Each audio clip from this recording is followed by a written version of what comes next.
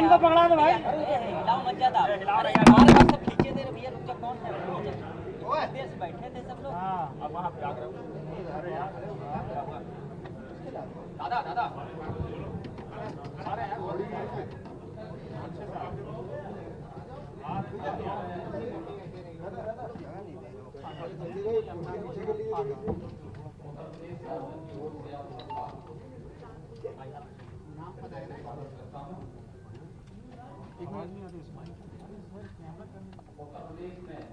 आवाज नहीं है, स्पीकर में आवाज नहीं भाई,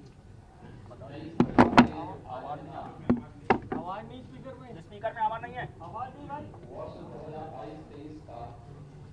आवाज नहीं स्पीकर में।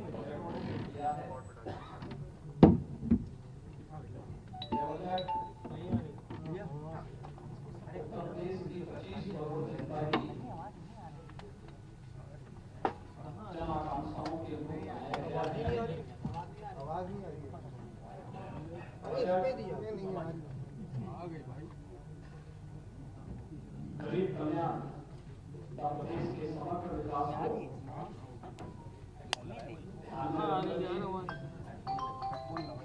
गांव गरीब किसान नौजवान और समाज के प्रत्येक तबके के हितों को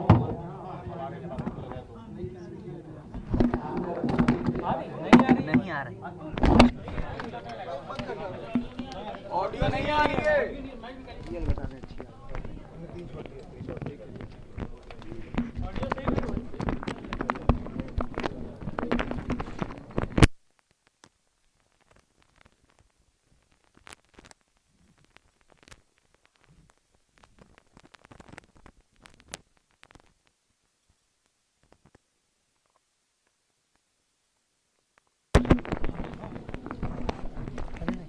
अरे वहाँ नहीं ऑडियो आ रही।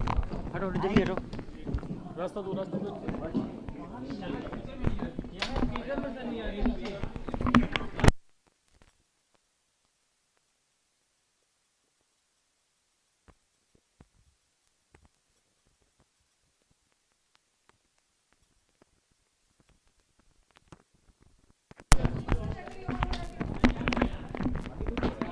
सही हो रहा ना, तब तो नहीं होगा, तब लोग साथ ही करेंगे भैया। कहे ना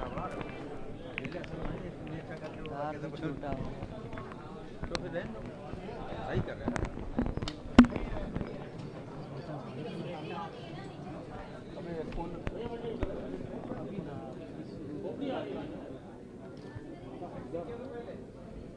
लग जाए यार, आगे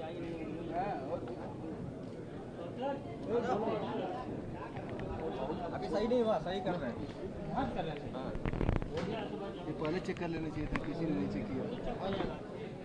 चलाना चाहिए ना भैया, तो हम लोग तो कह रहे थे, चला ही नहीं रहे थे। मैं नहीं हूँ, राजेश है। हाँ तो ऑडियो स्पीकर नहीं चल रहा, मैं दूसरे स्पीकर में देखता हूँ। अरे यही चलाएगा। ठीक, अभी रुकी हुई पीछे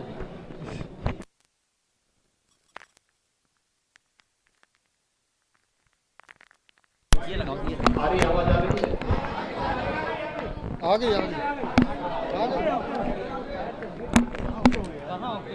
अरे हम यहाँ आ रहे हैं। हाँ मैम, स्पीकर इनका बज नहीं रहा।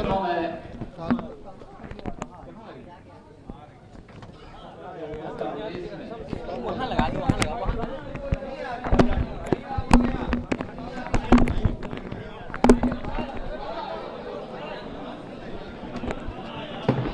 आवाज आ रही है।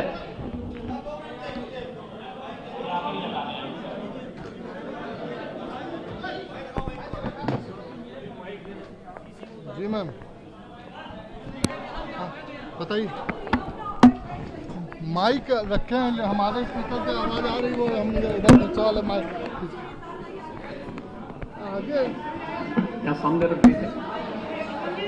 हाँ आ रहे हैं।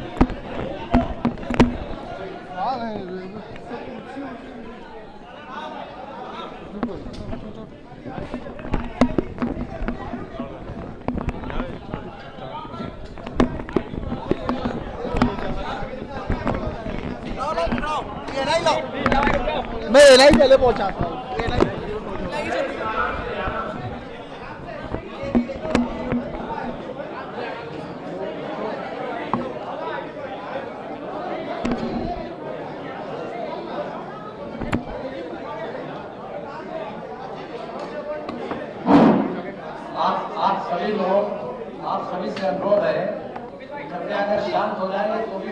में आ जाएगी।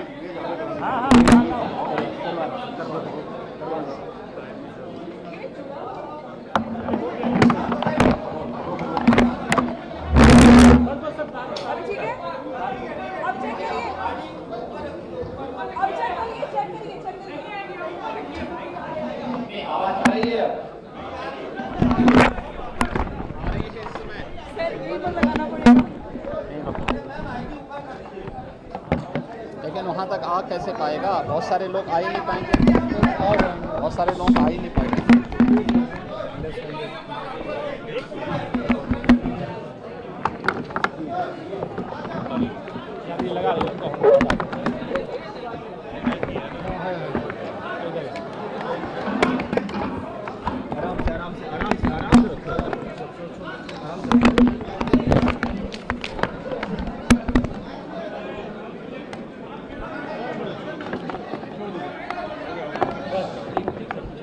सब लोग शांत रहिए तो आराम से हो रहा है। सब लोग आवाज दे रहे हैं, ध्यान दीजिए।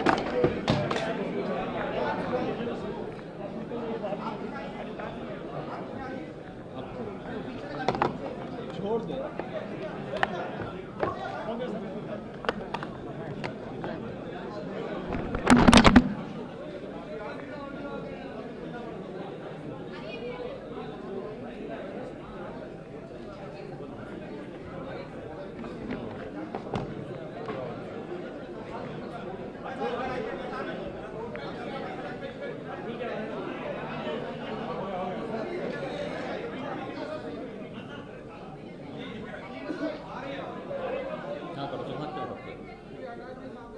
हेलो हेलो हेलो, आ रही है आवाज?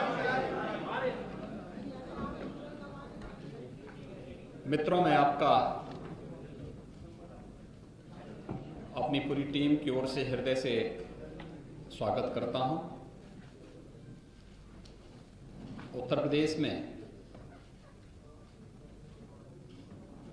हमारी सरकार ने अपना वर्ष 2022-23 का बजट आज विधानसभा में प्रस्तुत किया है। यह बजट प्रदेश की 25 करोड़ जनता की जनाकांक्षाओं की भावनाओं के अनुरूप प्रदेश के समग्र विकास को ध्यान में रख करके गांव, गरीब, किसान, नौजवान, महिलाएं, श्रमिक और समाज के प्रत्येक तबके को ध्यान में रख करके बनाया गया है। आदरणीय प्रधानमंत्री जी के नेतृत्व में,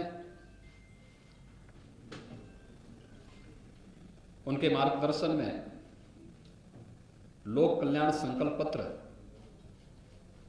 की भावनाओं के अनुरूप देश की सबसे बड़ी आबादी का राज्य उत्तर प्रदेश उन जन आकांक्षाओं की पूर्ति कर सके और समग्र विकास के लक्ष्य को प्राप्त करने में सहायक हो सके, इस दिशा से उत्तर प्रदेश सरकार का यह बजट 5 वर्षों का एक विजन भी है, जो प्रदेश के सर्वसमावेशी समग्र विकास के साथ साथ एक उज्जवल भविष्य की रूपरेखा भी तैयार करेगा। मित्रों, हम लोगों ने 2022 का विधानसभा का चुनाव के पूर्व एक लोक कल्याण पत्र जारी किया था। ये लोक कल्याण संकल्प पत्र में कुल 130 घोषणाएं हुई थी। इन 130 जो संकल्प हमारे लोक कल्याण संकल्प पत्र में थे, उसमें से 97 संकल्पों को हम लोगों ने इस बजट में पहले ही बजट में स्थान दिया है और इसके लिए हम लोगों ने 54,000 883 करोड़ रुपए का भी प्रावधान किया है। जो संकल्प 130 संकल्प थे, उनमें से कुछ संकल्प पहले से चले आ रहे थे, कुछ नए थे। उनमें से 97 संकल्पों को आज यहां पर इस बजट में स्थान दिया गया है, जिसमें 44 संकल्प नए हैं। इनमें जो प्रमुख घोषणाएं हैं आज के बजट में, वह मुख्य रूप से उज्ज्वला योजना के अंतर्गत जो लाभार्थी परिवार हैं, उनको वर्ष में 2 रसोई गैस के सिलेंडर उपलब्ध करवाने की घोषणा, और वह बजट में उन्हें स्थान दिया गया है। अन्नदाता किसानों के लिए भामाशाह भाव स्थिरता कोष की स्थापना के लिए धनराशि, एक फंड की स्थापना की गई है। यहां पे हम लोग पहले से ही एमएसपी का लाभ धान, गेहूं और अन्य फसली के लिए किसानों को उपलब्ध कराते रहे हैं, लेकिन आलू, टमाटर, प्याज आदि फसलों के लिए इस प्रकार की व्यवस्था अब तक नहीं थी। इस बजट में हम लोगों ने अपने अन्नदाता किसानों को राहत देने के लिए भाव स्थिरता कोष की स्थापना भी की है और उस कोष के लिए भी व्यवस्था की है। प्रदेश के अंदर आदरणीय प्रधानमंत्री जी का जो देश के लिए विजन है कि हम फर्टिलाइजर, केमिकल और पेस्टिसाइड में कमी लाते हुए प्राकृतिक खेती को बढ़ावा दे सकें। प्राकृतिक खेती की दिशा से उत्तर प्रदेश ने आदरणीय प्रधानमंत्री जी के मार्गदर्शन में पहले से ही अपनी कार्य योजना बनाई थी और उस कार्यक्रम के तहत यहाँ पे ट्रेनिंग के कुछ विशेष कार्यक्रम भी चले थे। प्रदेश में इस समय हजारों किसान ऐसे हैं जो प्राकृतिक खेती के साथ जुड़े हैं। उनके लिए टेस्टिंग लैब की स्थापना भी हर कमिश्नरी स्तर पर हम लोग स्थापित कर रहे हैं। लेकिन अगले 5 वर्ष के लिए संपूर्ण बुंदेलखंड को प्राकृतिक खेती योजना के साथ जोड़ने की कार्रवाई को भी हम लोगों ने इस योजना में लिया है। इससे पहले गंगा के किनारे के जो 5-5 किलोमीटर के दायरे के क्षेत्र हैं, भारत सरकार के साथ मिलकर के इस कार्य योजना को हम आगे बढ़ा रहे हैं। लोक कल्याण संकल्प पत्र में एक और घोषणा हम लोगों ने की थी, वह थी किसानों के लिए सिंचाई की योजना की व्यवस्था अगले 5 वर्ष के अंदर यानी 0 तक पहुंचाना, फ्री में उन्हें सिंचाई की सुविधा उपलब्ध हो सके। इसके लिए हम लोग पीएम कुसुम योजना के अंतर्गत निःशुल्क सोलर पैनल उपलब्ध कराने की कार्रवाई को आगे बढ़ा रहे हैं। 15,000 से अधिक सोलर पैनल की कार्रवाई को इस वित्तीय वर्ष में हम लोगों ने इस बजट का हिस्सा बनाया है, जिसका लाभ हमारे अन्नदाता किसानों को प्राप्त होगा। इसके अलावा प्रदेश के अंदर हम लोगों ने जो अन्नदाता किसानों की दृष्टि से अन्य जो तमाम घोषणाएं की हैं, जो इस बजट में हम लोगों ने इसे स्थान दिया है, जो प्रस्ताव दिए हैं, उसमें एमएसपी का लाभ हमारे अन्नदाता किसानों को प्राप्त हो सके, इसके लिए बजट का प्रावधान, सिंचाई की अवशेष परियोजनाओं को आगे बढ़ाने के साथ ही 1000 करोड़ रुपए की लागत से लघु सिंचाई की परियोजनाओं को पूरा करने के लिए भी एक विशेष प्रावधान इसमें दिया गया है। निषाद राज बोर्ड सब्सिडी योजना के अंतर्गत नाविकों के लिए नाव खरीद के लिए 40% तक सब्सिडी उपलब्ध करवाने की भी योजना हम लोगों ने इसके साथ ली है।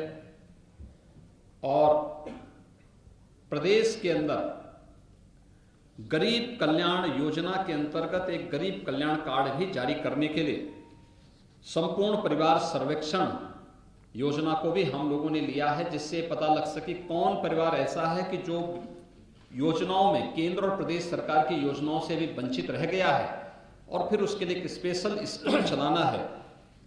दूसरा, प्रदेश के अंदर रोजगार के सृजन और स्वरोजगार के सृजन के लिए हर परिवार का एक व्यक्ति सरकारी नौकरी, रोजगार या स्वतः रोजगार के साथ जुड़े, इसके सर्वेक्षण के कार्यक्रम को भी हम लोगों ने इस बजट में स्थान दिया है। एमबीबीएस और पीजी की सीटें पिछले 5 वर्षों के अंदर प्रदेश के अंदर दुगनी हुई हैं। इसको दोगुनी करने के लिए, इसको उससे भी ज्यादा करने के लिए हम लोगों ने बजट में प्रावधान किया है।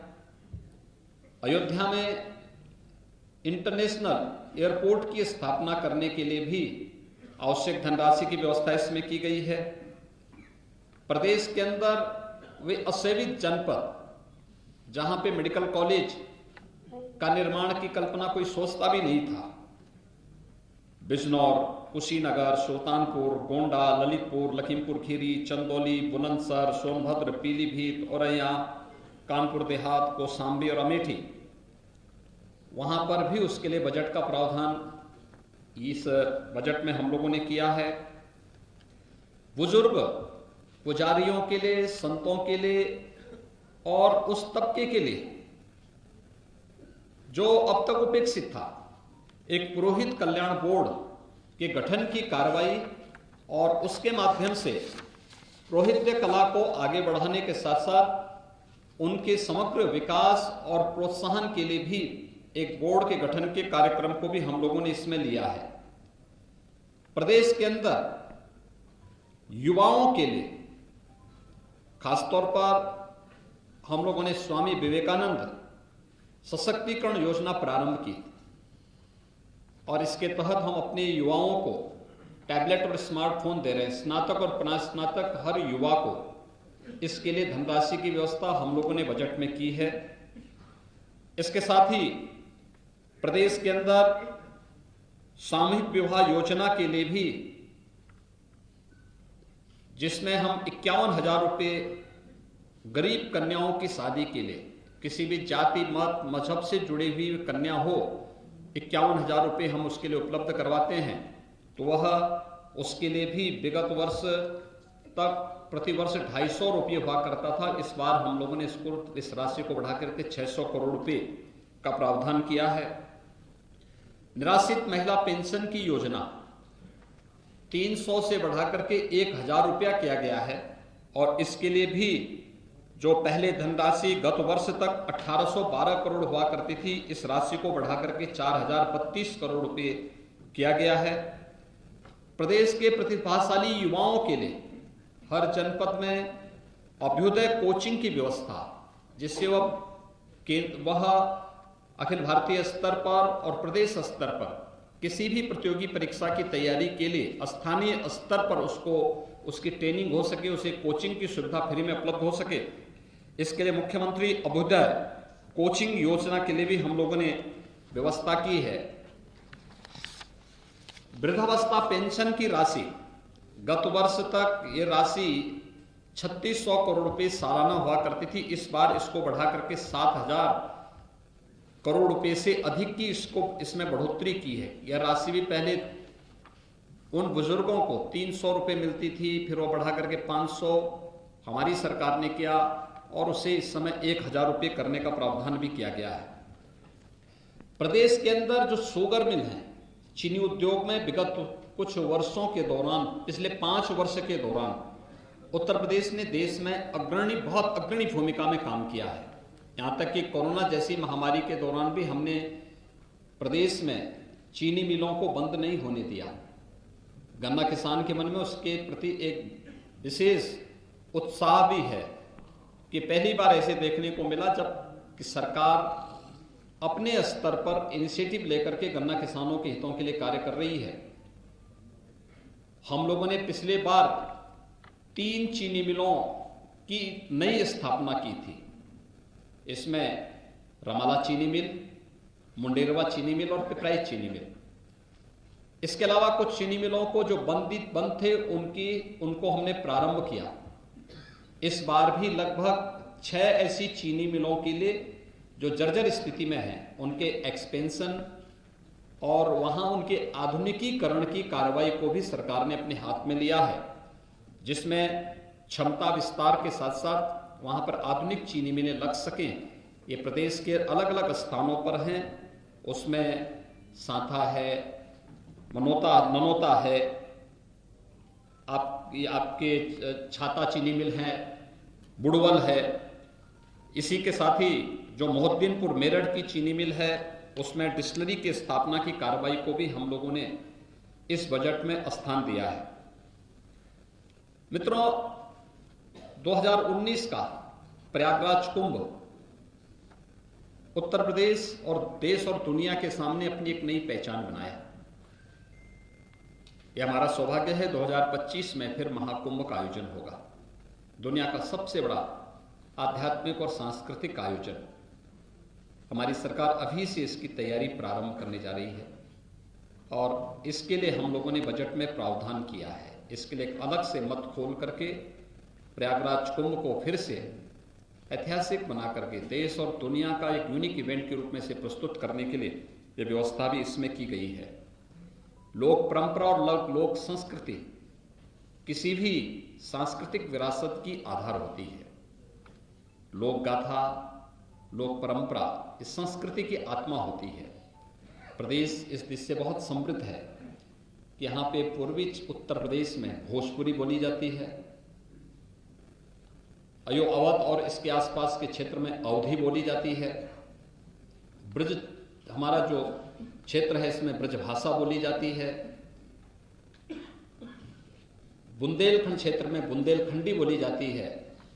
इन सब के भी एकेडमी स्थापित हो, इन पर शोध हो, वहां पर इन लोक परंपराओं और लोक भाषाओं के उत्थान के लिए कुछ कार्य हो सके, इसके लिए संत कबीरदास भोजपुरी एकेडमी, केशवदास बुंदेली अकादमी, गोस्वामी तुलसीदास अवधी अकादमी और संत सूरदास ब्रजभाषा अकादमी की स्थापना की कार्रवाई को भी हम इस बजट में हम लोगों ने स्थान दिया है। वाराणसी में वहां पर काशी विश्वनाथ धाम की स्थापना के बाद जो टूरिस्ट का फुटफॉल रहा है कई गुना बढ़ा है। प्रतिदिन 1 लाख श्रद्धालु बाबा विश्वनाथ मंदिर में दर्शनार्थ आ रहा है। काशी और उसके आसपास के क्षेत्र में प्रधानमंत्री जी के विजन के अनुरूप समग्र विकास को देख करके अभिभूत होता है। वाराणसी में श्रद्धालुओं और यात्रियों के लिए, स्थानीय नागरिकों की सुविधा के लिए रोपवे के निर्माण के साथ ही मेट्रो के निर्माण के कार्रवाई का भी प्रावधान गोरखपुर, वाराणसी, झांसी, मेरठ, इस सिटी में भी हम लोगों ने मेट्रो परियोजना के लिए भी, प्रयागराज यहां पर मेट्रो परियोजना के लिए भी धनराशि की व्यवस्था हम लोगों ने की है। पूर्व मुख्यमंत्री सदैव कल्याण सिंह जी के स्मृति में राज्य सरकार एक नई योजना को लेकर आ रही है, जिसमें बाबूजी कल्याण सिंह ग्राम उन्नत योजना, जिसमें प्रदेश की सभी ग्राम पंचायतों के लिए सड़कों पर स्ट्रीट लाइट के रूप में सोलर स्ट्रीट लाइट के लिए हम कार्य कर सकें, इसके लिए फंड की व्यवस्था हम लोगों ने इस बजट में किया है। इसके अलावा प्रदेश के अंदर तमाम अन्य स्थानों पर प्रतापगढ़, अलीगढ़, प्रयागराज, महोबा में नए औद्योगिक स्टेट वहां पे स्थापित करने के लिए, अयोध्या में सेपेट केंद्र के भवन निर्माण के लिए, प्रयागराज में ऊनी धागा उत्पादन केंद्र की स्थापना के लिए भी इस बजट में प्रावधान किया गया है। महर्षि वाल्मीकि के सांस्कृतिक केंद्र के रूप में लालापुर चित्रकूट को, निषादराज गोय सांस्कृतिक केंद्र श्रृंगवेरपुर को, संत रविदास संग्रहालय और सांस्कृतिक केंद्र वाराणसी और संत तुलसीदास जी की पावन भूमि राजापुर के सुंदरीकरण और विकास के कार्यक्रम को भी हम लोगों ने इस बजट में स्थान दिया है। प्रदेश के हम लोगों ने विगत 2 वर्षों के अंदर प्रदेश के अंदर और दुनिया ने कोरोना महामारी को झेला है। कोरोना महामारी के दौरान हमारे सामने जो सबसे बड़ा चैलेंज था शिक्षा के बारे में, शिक्षा भी जो प्रभावित होने वाले क्षेत्र थे उनमें से एक था। इसके लिए महाविद्यालय स्तर पर, माध्यमिक स्तर पर और बेसिक शिक्षा स्तर पर हम शिक्षा के आधुनिकीकरण की तरफ भी जा सकें, टेक्नोलॉजी का उपयोग कर सकें। महाविद्यालयों में स्मार्ट क्लासेस के लिए भी धनराशि की व्यवस्था इस बजट में हम लोगों ने यहां पर विशेष रूप से किया है। असेवित मंडलों में राज्य विश्वविद्यालयों की स्थापना का प्रावधान बजट में किया गया है। युवा कल्याण विभाग के द्वारा ग्रामीण क्षेत्रों में स्टेडियम के निर्माण और मिनी स्टेडियम के निर्माण की कार्रवाई, उनके रक्षण, अनुरक्षण और उनके उपकरण आदि की व्यवस्था भी बजट में किया गया है। 1000 करोड़ रुपए की जो सिंचाई, लघु सिंचाई परियोजना की धनराशि की व्यवस्था, बेटी और बेटे के बीच में कोई भेदभाव न हो। हम लोगों ने अपने पहले कार्यकाल में मुख्यमंत्री कन्या सुमंगला योजना चलाई थी। मुझे प्रसन्नता है कि 12,68,000 से अधिक बेटियां इस योजना से लाभान्वित हो रही हैं। उनकी इस योजना को और भी अच्छे ढंग से आगे बढ़ाने के लिए और अधिक से अधिक बेटियां इसका लाभ ले सकें, इसके लिए भी मुख्यमंत्री कन्या सुमंगला योजना के लिए धनराशि का प्रावधान हम लोगों ने बजट में किया है। दिव्यांगजन कल्याण योजना के अंतर्गत दिव्यांगजनों की पेंशन की राशि, जो पहले उन्हें 300 रुपये पेंशन मिलती थी, सरकार ने पहले उसे 500 रुपये किया और फिर 1000 रुपये करते हुए जो व्यवस्था की थी उसके अंतर्गत भी 720 करोड़ रुपए का प्रावधान दिव्यांगजनों के पेंशन की राशि के लिए विशेष रूप से किया गया है। खेलकूद और अपने युवाओं को इस दिशा में प्रोत्साहित करने के लिए प्रदेश सरकार ने एक कॉर्पस फंड की स्थापना की है। एकलव्य क्रीड़ा कोष की स्थापना, इसका भी प्रस्ताव हम लोगों ने बजट में किया है और मुझे विश्वास है कि खेलो इंडिया खेलों के तहत इसको जोड़ते हुए हम प्रदेश के ग्रामीण क्षेत्र के साथ साथ शहरी क्षेत्रों में भी खेलकूद की प्रतियोगिताओं को आगे बढ़ाने के लिए, लोगों में एक स्वस्थ प्रतिस्पर्धा को आगे बढ़ाने में सफल होंगे और प्रधानमंत्री जी की मंशा के अनुरूप हम लोग प्रदेश को अच्छी खेल प्रतिभाओं को देने में सफल होंगे। वन डिस्ट्रिक्ट वन प्रोडक्ट ने प्रदेश के बारे में लोगों की सोच को बदला है और प्रदेश की सोच को बदलते हुए हमने वन डिस्ट्रिक्ट वन प्रोडक्ट की योजना ने परंपरागत उद्यम को प्रोत्साहित करने, स्थानीय स्तर पर रोजगार के सृजन को बढ़ाने और लोगों को स्थानीय स्तर पर ही तमाम प्रकार से रोजगार उपलब्ध कराने में काफी बड़ी मदद की है। हमने बजट में इसका प्रावधान किया है। लगभग 263 करोड़ 75 लाख रुपए का प्रस्ताव बजट में ओडीओपी योजना के लिए किया गया है। मुख्यमंत्री युवा स्वरोजगार योजना के लिए भी प्रदेश के युवाओं को स्वयं का स्टार्टअप स्थापित करने, अपना उद्यम स्थापित करने के लिए प्रोत्साहित करने के लिए भी 125 करोड़ रुपए का प्रावधान हम लोगों ने बजट में किया है। विश्वकर्मा श्रम सम्मान योजना के लिए भी 112 करोड़ 50 लाख रुपए बजट में प्रावधान किया गया है। प्रदेश के इंफ्रास्ट्रक्चर डेवलपमेंट का भी व्यवस्थाएं बजट में की गई हैं, चाहे वह Bundelkhand expressway, defence corridor, Gorakhpur link expressway हो और जितने भी एक्सप्रेसवे हैं, इन सब पर औद्योगिक गलियारों के विकास के साथ साथ इन कार्यक्रमों को आगे बढ़ाने प्रदेश के 18 कमिश्नरी में श्रमिकों, कोविड कालखंड के दौरान अनाथ हुए बच्चों या फिर उन सभी बच्चों के लिए जो अनाथ हो चुके हैं, जिनका कोई भी लीगल अभिभावक नहीं है, उन बच्चों के लिए अटल आवासीय विद्यालय हमारे वर्तमान में निर्माणाधीन है। नए सत्र में हम उन्हें संचालित करेंगे, इसके लिए भी प्रावधान हम लोगों ने यहां पर किया है। बुंदेलखंड में general Bipin Rawat defence and industrial corridor के विकास का प्रस्ताव भी हम लोगों ने, इसके लिए भी 400 करोड़ रुपए की धनराशि का प्रस्ताव हम लोगों ने किया है।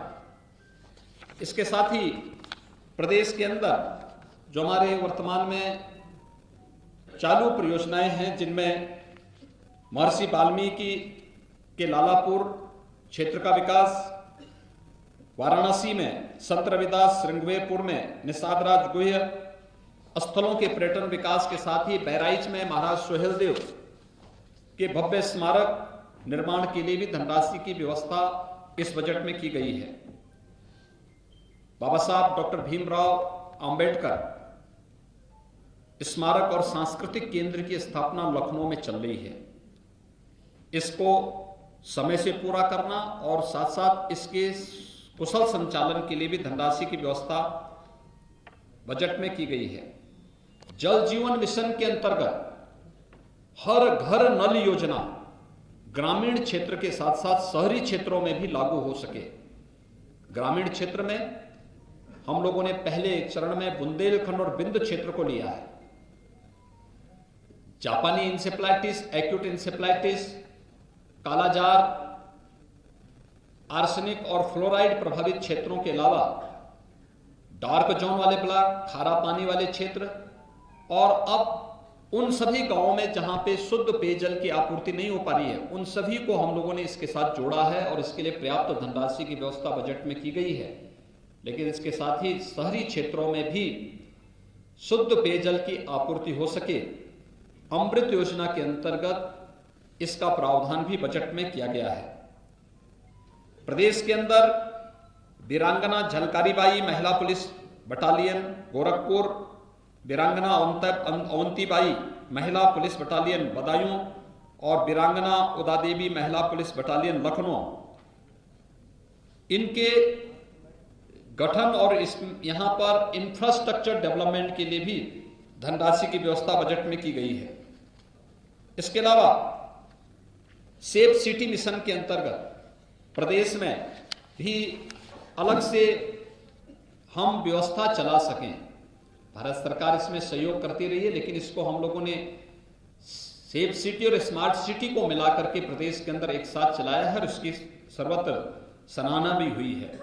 ये सभी कार्यक्रम हम लोगों ने प्रदेश में स्थापित किए हैं। प्रदेश के 8 मंडलों में अलीगढ़, आजमगढ़, बस्ती, चित्रकूट धाम, देवीपाटन, मिर्जापुर, प्रयागराज, सहारनपुर में एंटी करप्शन ऑर्गेनाइजेशन यूनिट की स्थापना के लिए भी पर्याप्त धनराशि की व्यवस्था की है और प्रयागराज में नेशनल लॉ यूनिवर्सिटी की स्थापना के लिए भी धनराशि की व्यवस्था हम लोगों ने इस बजट में की है।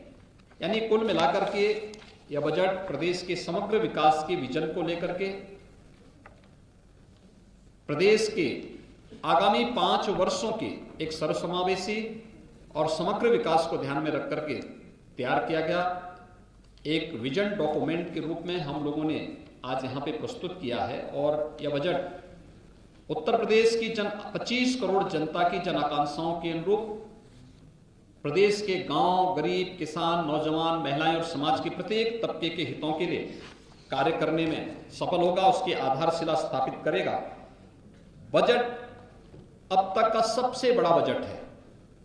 मित्रों, मुझे बताते हुए प्रसन्नता है कि हमारा यह बजट जब 15-16 में प्रदेश के अंदर बजट प्रस्तुत हुआ था, वह 3 लाख करोड़ के आसपास था। 3,02,687 करोड़ रुपए का था। और इस बार जब हम बजट प्रस्तुत कर रहे हैं, यह बजट 6,15,518 करोड़ 97 लाख का है। यानी बजट का दायरा दोगुने से ज्यादा हुआ है, जबकि विगत 5 वर्ष के अंदर 2 वर्ष हमारे कोविड प्रबंधन में व्यतीत हुए हैं। बजट में जो सबसे महत्वपूर्ण बात यह है कि बजट के दायरे को बढ़ाने के लिए हमने प्रदेश के अंदर राजस्व भी बढ़ाया है। और राजस्व को हम लोगों ने किस रूप में बढ़ाया है?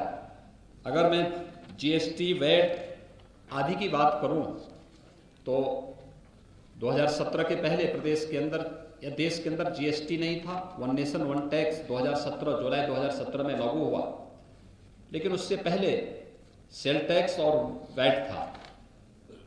उस समय प्रदेश में सेल टैक्स और वैट से जो धनराशि प्राप्त होती थी वो मात्र 51,000 करोड़ रुपए प्राप्त होती, 51,800 करोड़ रुपए प्राप्त होती थी।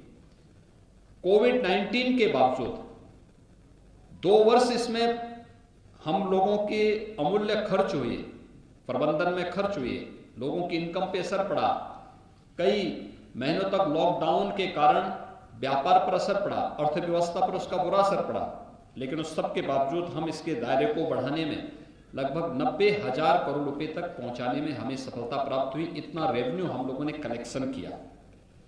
एक्साइज में उत्तर प्रदेश में कुल 14,273 करोड़ रुपए प्राप्त हुए थे 16-17 में, और इस समय हम लोग 21-22 में इसे 36,231 करोड़ से अधिक पहुंचाने में हमें सफलता प्राप्त हुई।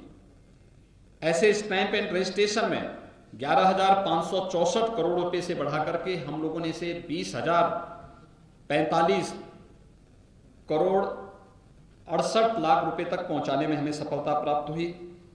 माइनिंग में 1,548 करोड़ रुपए से बढ़ा करके इसे 2,664 करोड़ रुपए तक पहुंचाने में प्रदेश के अंदर एक माइनिंग पॉलिसी लाने के बाद हमें इसे पहुंचाने में सफलता प्राप्त हुई। कुल मिलाकर के प्रदेश ने अपने रेवेन्यू को बढ़ाया है। रेवेन्यू को बढ़ाने के साथ साथ प्रदेश के विकास का जो आधार बना, उस आधार के साथ ही उस आधारशिला पर जो आगे की कार्रवाई प्रारंभ हुई, आज उसके परिणाम हम सबके सामने आ रहे हैं। प्रति व्यक्ति आय में वृद्धि हुई। प्रदेश की अर्थव्यवस्था विगत 5 वर्ष के अंदर दुगनी हुई है, और बजट का दायरा भी हमारा आज दुगने से अधिक आज 2022-23 का प्रस्तुत हुआ है। सबसे महत्वपूर्ण बात इस बजट की है वो ये कि रिजर्व बैंक और भारत सरकार ने जो एफआरबीएम की, राज्यों के लिए एफआरबीएम की जो सीमा तय की है कि आप ऋण लेने की जो सीमा आपकी होगी वह पहले 3% थी। कोविड कालखंड में उसे बढ़ा करके 4 फिर 4.5% किया। पहले 4% तक बढ़ाया था, फिर बाद में उसको 4.5% तक किया गया कि आपकी जो कुल जीएसडीपी होगी उसके इतने तक आप ऋण ले सकते हैं।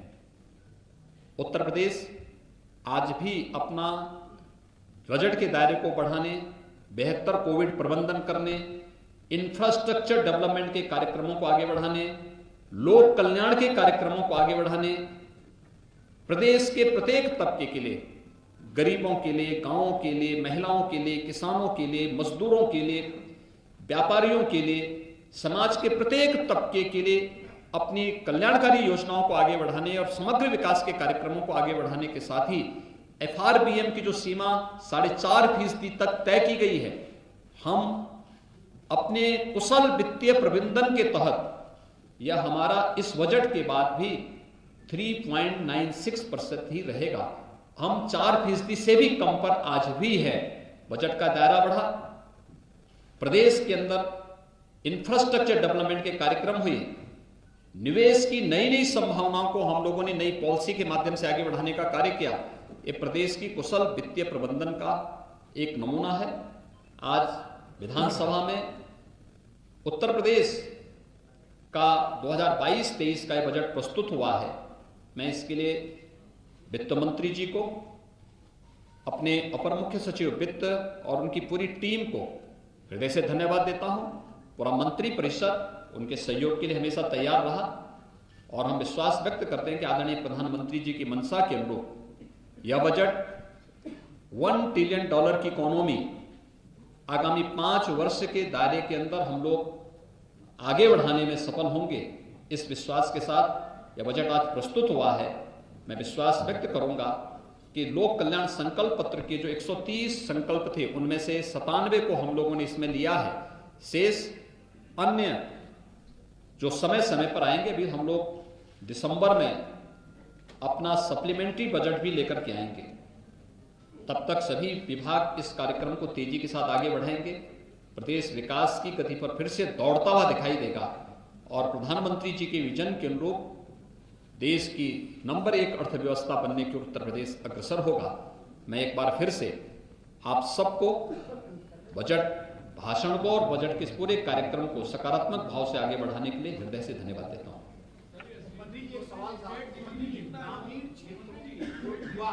इस समय हमारी जो है 20,48,000 करोड़ रुपए से अधिक की है।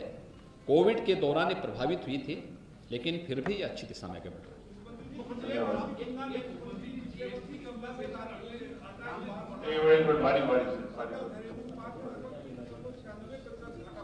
देखिए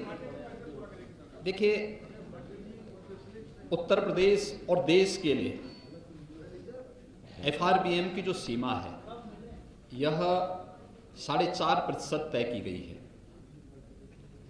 पहले 3% तक थी, कोविड के पहले 3% तक थी, बाद में इसको बढ़ा कोविड के दौरान इसको 4% किया गया। तमाम राज्यों ने मांग की थी कि सब इसको अर्थव्यवस्था पर कोविड का बुरा असर पड़ा है, इसलिए इसको 4.5-5% तक मांग की थी। भारत सरकार ने इसको व्यापक विचार विमर्श के बाद 4.5% किया। जब FRBM की सीमा 3% थी, उत्तर प्रदेश का बजट जो भी आता था वह 3% के अंदर ही आता था। हमारा राजकोषीय घाटा जो भी होता था वह FRBM की लिमिट के अंदर ही होता था और 2.96-97 के आसपास हमारा होता था। हम लोग उसके अंदर ही इसको करते थे। कोविड के दौरान अर्थव्यवस्था पर जो विपरीत असर पड़ा था वह यूपी भी उसमें था, क्योंकि यूपी तो सर्वाधिक बड़े राज्यों में, सबसे बड़े राज्यों में है। यूपी की जितनी आबादी है उतनी आबादी देश के किसी भी राज्य की, जो सबसे बड़ा राज्य है आबादी की दृष्टि से, उसकी यूपी से आधी आबादी है। तो स्वाभाविक रूप से यूपी ने अपने यानी प्रदेश आदरणीय प्रधानमंत्री जी के मार्गदर्शन में कुशल वित्तीय प्रबंधन का उदाहरण भी प्रस्तुत किया और इसलिए 4% जो पहले कोविड के प्रथम चरण में 4% का FRBM की लिमिट तय की गई थी, वर्तमान में यद्यपि 4.5% है, तब भी हम लोग 4% से नीचे हैं और 3.96% का हमारा राजकोषीय घाटा आने का अनुमान है। और प्रदेश के अंदर जो डेवलपमेंट की एक्टिविटीज जब बढ़ेंगी, मैं विश्वास के साथ कह सकता हूं कि हम इस राजकोषीय घाटे को और कम करने में सफलता में प्राप्त होंगे। मुख्यमंत्री जी, आपने संवाद से समाधान ये थीम स्थापित की, जिसका प्रभाव देखने को मिला। जो आपने जो लाउड स्पीकर वगैरह के कार्यक्रम चले थे, समाधान से आपने इसका संवाद से किया। एक जन समस्या, जिले की जन समस्याएं जो होती है वो भी एक मुद्दा बहुत गंभीर होता है। तो ये समाधान का जो विस्तार है, संवाद का जो विस्तार वो है, उसको आप लोकतंत्र की सबसे बड़ी ताकत होती है संवाद, और ये लोकतंत्र की ही ताकत है कि बजट प्रस्तुत करने के बाद मुझे आपके पास यहाँ तत्काल आना पड़ा। ये संवाद का ही माध्यम है, इसी संवाद के लिए हम आगे बढ़ते हैं। ग्रामीण क्षेत्रों में जो युवा है वो स्वरोजगार की दिशा में स्वावलंबी हों, उनके लिए सरकार कोई बजट में प्रावधान की है? बजट में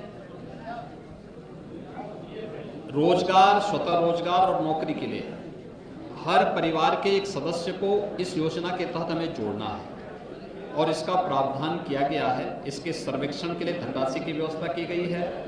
आप देखेंगे कि प्रदेश में द्रुत गति से आगे बढ़ेगा। अभी हम लोगों ने जो रोजगार मेले के कार्यक्रम को आगे बढ़ाने की कार्रवाई की है, इसी दिशा से की है। और उत्तर प्रदेश विगत, देखिए उत्तर प्रदेश की अनएम्प्लॉयमेंट रेट आपने देखा होगा, एक स्वतंत्र एजेंसी के जो सर्वेक्षण आए हैं 2015, 16, 17 की तुलना में, जो पहले 18% से अधिक था, आज 2.9% रह गया है। और हम लोग जो प्रयास कर रहे हैं, ODOP की योजना, मुख्यमंत्री स्वरोजगार योजना की योजना, PM स्टार्टअप की योजना, PM मुद्रा योजना, ये सभी योजनाएं उसी को आगे बढ़ाने के लिए हमारी आगे बढ़ रही हैं। और हम विश्वास के साथ कह सकते हैं कि जो हमारा सर्वेक्षण का अभियान प्रारंभ होने जा रहा है, ये प्रदेश के अधिकाधिक नौजवानों को, ग्रामीण क्षेत्र के हों, शहरी क्षेत्रों के हों, उन सभी नौजवानों को रोजगार उपलब्ध कराने का भी एक माध्यम बनेगा। बहुत बहुत धन्यवाद जी।